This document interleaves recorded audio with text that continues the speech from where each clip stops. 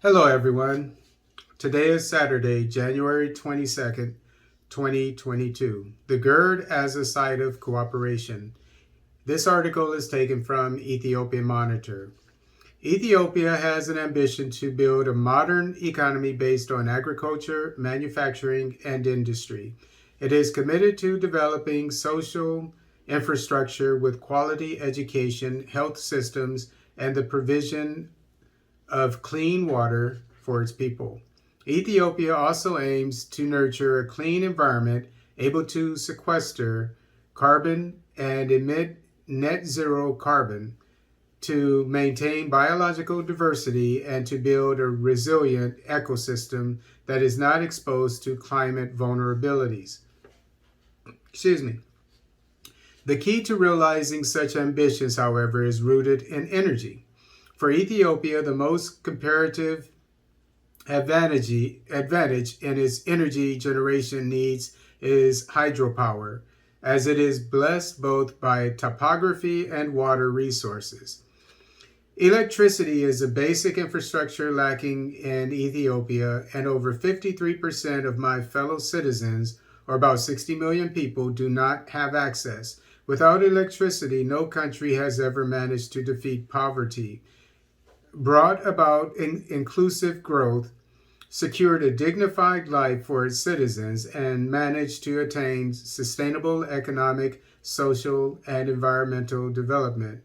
Hence, why Ethiopia believes that Nile waters can be developed reasonably and equitably for the benefit of all people of riparian countries without causing significant harm. In case you don't know what riparian is, it's involving rivers. The Grand Ethiopian Renaissance Dam, GERD, is a good example that is demonstrative of the principle of cooperation. The dam has been constructed through the earnest contribution of all citizens of Ethiopia and holds multiple benefits for the two downstream countries of Sudan and Egypt, as well as the East African region at large. A large volume of the Nile water body, amounting to about 85%, originates from the highlands of Ethiopia. As a transboundary resource, this water traverses through Ethiopia, Sudan, and Egypt. The Ethiopia side comes from the tributaries of Abe, Baro, and Tekezi rivers, while the other 15% of the Nile comes from other upstream Nile riparian countries. The Grand Ethiopian, and it originates the Nile River, to my knowledge, in Uganda, the other part. The White Nile, that is. The Blue Nile comes from the sources in Ethiopia. The Grand Ethiopian Renaissance Dam, GERD, is under construction near the border with the Sudan, where all tributaries of the Abe join the main stem of the river. This consequently makes the location ideal to maximize electricity generation.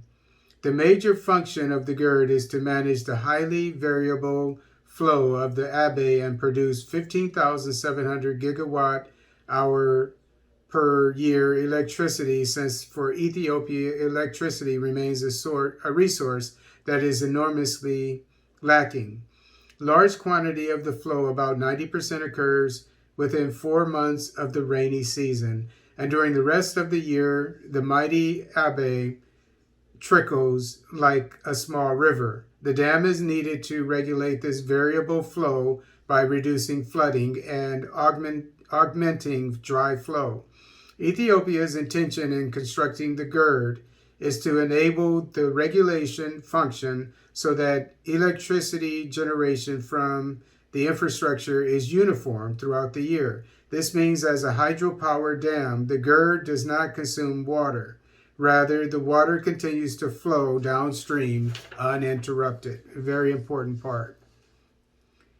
The benefits for downstream countries are often untold. In Sudan, for example, the GERD provides ample protection against devastating floods and the effects of water shortage during drought and dry periods. It will help Sudanese water infrastructure to be operated optimally as they receive regulated flow. This means that more electricity could be generated from existing infrastructure, and adequate and regular water could flow in the river downstream throughout the year to enable reliable water supply for people, agriculture, and the ecology. The GERD also brings more energy to the already interconnected systems of Sudan and Ethiopia, as well as to others. Egypt also benefits from water conservation at the GERD instead of wastage of billions of cubic meters of water to evaporation and in downstream flood plains. The GERD also helps to prevent future spillage that overtops the Aswan Dam.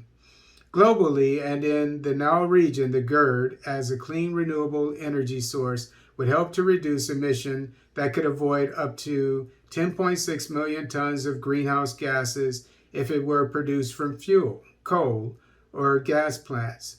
Hence, development of the GERD plays an important role in meeting and increasing renewable energy generation share towards sustainable development SDG Goal 7 and better water management of Goal 6 of the SDGs, as well as meeting many targets of Africa's Agenda 2063. For the Nile region and for all its citizens, the GERD has a potential to stabilize energy mix. Hydropower, due to its nature of flexible operation and suitability, can be put in operation in a matter of minutes and can enhance harnessing of other energy sources of solar and wind energies that are variable depending on weather and climate. Undoubtedly, it will also enable affordable energy provision to the region. While perceived negative factors have been made more visible in the GERD discourse, the positive attributes rather outweigh the opposing rhetoric and downplay the potential for cooperation to mitigate negative factors if such factors exist. It is time for our three countries of Ethiopia, Egypt, and Sudan to nurture the narrative towards building peace, cooperation, coexistence, and development of all our people without harming one another. Now, in general, and the GERD project in particular, are opportune for such a higher purpose.